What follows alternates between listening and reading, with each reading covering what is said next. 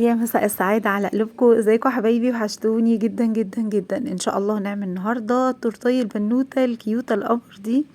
هنعملها يعني بطريقه حلوه جدا وسهله. طبعا احنا عملنا طرط كتير جدا مع بعض على القناه. اللي لسه اول مره يشوفني اتمنى ان شاء الله تعملي جوله كده في قناتي وتشوفي الفيديوهات، ان شاء الله كلها فيديوهات تعليميه هتعجبك بامر الله. التورتيه القمر بتاعتنا دي مقاس 20. البورد مقاس 30. تمام كده. خبزتها 600 جرام دقيق اسبونج، عليهم 6 بيضات كبار، عليهم يعني نص كوباية مية وزيادة حوالي معلقتين ساقعة، والبيض ساقع. وعليهم طبعا معلقة صغيرة محسن جل وفانيليا ومعلقة خل. دخلتهم الفرن على درجة حرارة 180، قعدوا معايا ساعة. تاني يوم قطعتهم على المنشار على رقم 7. وهنبدأ بقى نحشي الحشوات بتاعتنا زي ما انتم شايفين كده. انا بستخدم كريمة ريتش ودي السبونج بستخدم دريم. بصراحة كنت الاول بستخدم جولدن باك، حلو جدا، بس اخر مرة يعني معرفش حسيت انه كتل معايا شوية فغيرت بقى وجبت دريم.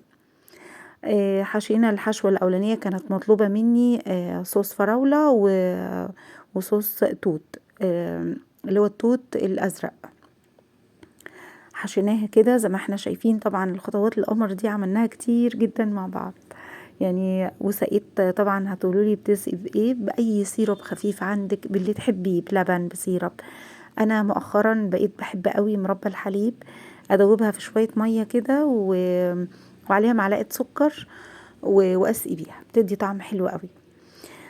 كان معايا هنا من ضمن الحشوات لو تاخدوا بالكم كيس اهو مربى حليب، على اساس ان انا برضو احط فيها مربى حليب، بس خلاص بقى كده يعني. هي ما شاء الله 4 طبقات مرتفعين، فعملت طبقة صوص فراولة وطبقة توت، صوص التوت، والطبقة التالتة حطيت ميكس ما بين الاتنين بس كده. وزي ما احنا عارفين طبعا لما بحط الصوصات بروح جاي حاطه حته كريمه صغنطوطه كده علشان خاطر الكيك يمسك معايا. هنبدأ بقى نديها التجليسة الأولانية. أنا بوريكم هنا الصوص مربى الحليب إن أنا ما استخدمتوش، يعني كنت مجهزة جنبي بس ما استخدمتوش. شايفين ما شاء الله الكيك سميك، وارتفاع التورتاية عالية وحلوة قوي. هبدأ بقى هنا ألم بقى آخر شوية كريمة معايا. دي كوباية كريم شانتيه على فكرة، اللي أنا ضرباها دي كوباية كريم شانتيه. آخر شوية كريمة هبدأ بقى اخدهم علشان اغلف بيها يعني اقفل التقفيلة الاولانية اللي هي بنلم بيها الفرافيت بتاعة الكيك. هنبدأ بقى هنا كده نظبط الدنيا وطبعا كان الصوص بتاعنا سيل منا شوية، ولا يهمنا اي حاجة، وكل ده بنلمه كده ولا بيبان ولا اي حاجة خالص. دي كده التقفيلة الاولانية. هندخلها الفرن، الفرن هندخلها التلاجة، هندخلها الفريزر. انا حطيتها في الفريزر، قعدت معايا حوالي ساعتين تقريبا، حاجة زي كده يعني، لحد بس ايه ما اضرب الكريمة بتاعة التقفيل. ضربت برضو كريمة التقفيل وحطيتها في التلاجة علشان ترتاح شوية، لاني ريتش مؤخرا بقت بتعمل فراغات والكلام ده، فانا بسيبها ترتاح شوية في التلاجة. وبعد كده اطلعها اشتغل بيها. في الوقت ده كنت انا بعمل الوردات اللي على التورتايه، بدهنها شوكولاتة. يعني قعدت في الوقت ده بقى ارتحت شوية كده، وقلت ما اقعد ايه ادهنها شوكولاتة.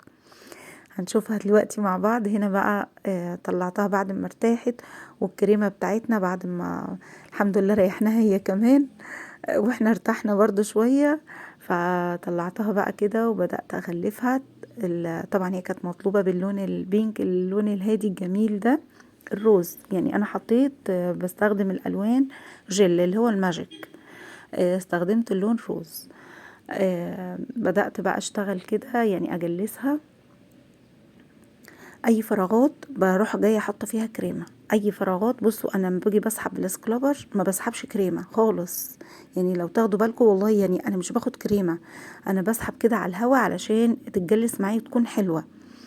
وهنا بعمل شارب ايتش او يعني الحواف الحاده من فوق. بصوا يعني بجيب السكرابر اللي معايا اتنيه نص تانية كده، واسحب لجوه، يعني من بره لجوه كده، يقوم يديكي الشارب ايتش او يديكي الحواف الحاده.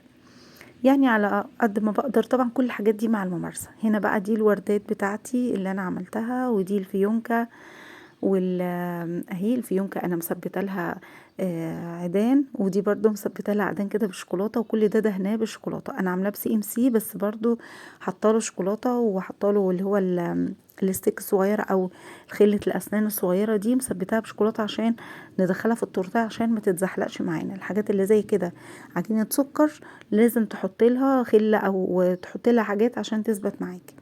هنا التورتين حطاها معايا على الموبايل قدامي علشان انفذ نفس التصميم، لازم تكون قدامي كده علشان اشتغل لها نفس التصميم اللي هي عايزاه. التوبر ده بقى ليه قصة طويلة جدا جدا. التوبر ده، التورتيه دي كانت مطلوبة مني في العيد على فكرة، والمحلات كلها كانت قافلة، كل المحلات المكاتب يعني، علشان اطبع التوبر. يعني بجد انا تعبت جدا. التوبر ده جالي قبل التسليم ب10 دقايق، وما جاش زي ما انا عايزاه. يعني البنت هنا لونها احمر شويه، التوبر الاصلي البنوته لونها بينك، لون التورتايه، ووشها وش طبيعي يعني، اللي هي البشره بتاعتها اللي هي العاديه، مش ما هيش سمره كده ولا حمرا كده. بس بقى ده اللي كان موجود، وفهمت طبعا الكلاينت او العميله، فهمت الموضوع يعني، فهمته لها ان يعني انت جايه لي في وقت يعني الدنيا كلها قافله فيه. المهم يعني، فبدأت بقى احط الفيونكة كده زي ما انتم شايفين، وحطيت الاسم والفراشات. هنا دي حطها على واير، اللي هو السلك الواير ده بشتريه برضو، بثبت كل ده بالشمع. بشتريه من محلات، كنتوا سألتوني عليها، من محلات اللي هو الحدادة والبويات. الحدادة والبويات بشتريه منها. معرفش بيتباع في محلات مستلزمات الحلويات ولا لا، والله ما سألتش عليه حقيقي، بس يعني انا كنت جايباه من محل اللي هو بتاع الحدادين والحاجات اللي زي كده تقريبا.